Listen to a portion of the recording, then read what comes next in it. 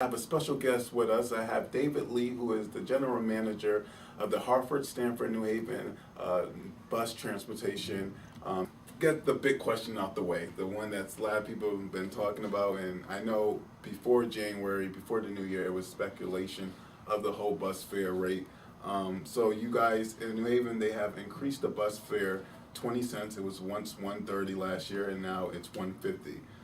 What was the reason for that, and who determines whether the percentage, what kind of percentage it should increase?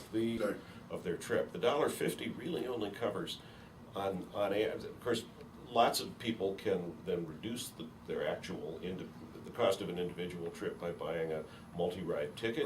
Right. We sell 10 rides for the price of 9. But those prices went up too as well. They went up, but So the B, the D, and the O, and correct me if I'm wrong, they, for me, or seem like they run the most and they carry the most passengers. The D, correct. The O, and the B.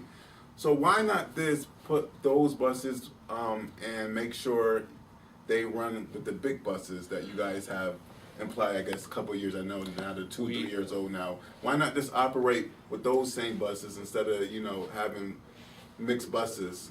The simple answer is we don't have enough of them. What you're talking about are the standard transit bus is 40 feet long. Yeah. We have a small fleet in New Haven of 60-foot long, what they're called articulated buses. In England, we are expecting to get some more, and that's precisely where they'll be deployed, on the heaviest routes where the extra capacity will make a big difference. So those are kind of smaller.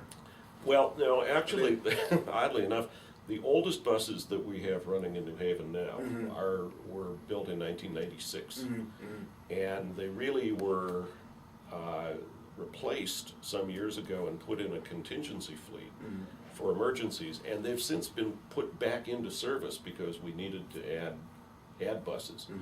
The good news is with the delivery of new buses later this year, we should be able to replace the last of those old 1996 buses. Right. The problem with them is that they have high floors. All of the other buses in the fleet have a low floor, and the difference is you have to climb steps to get on. Right.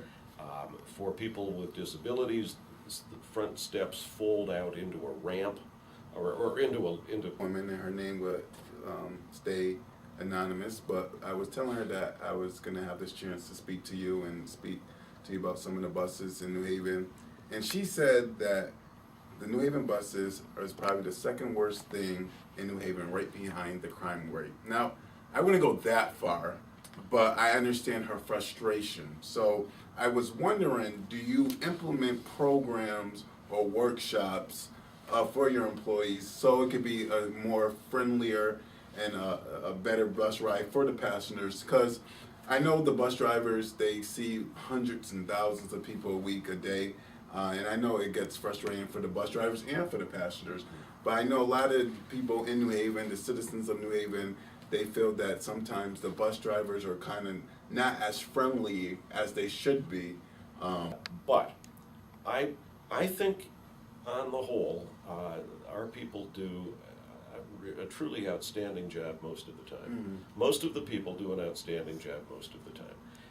And I'm very proud of the men and women who wear our uniform and drive our buses, because they do this incredibly important job under the most trying conditions of driving through traffic and in all weather. And we've had a tough winter this year, Right. So they're driving on narrow streets with snow piles on both sides. They're driving through ice and snow year-round. Now, would you say you have to be a people person to work as, a bus transportation, to ride a bus and to drive a bus, or because some of them don't look too people friendly, I have to say, and I've been taking the bus for over 10 years now. I know.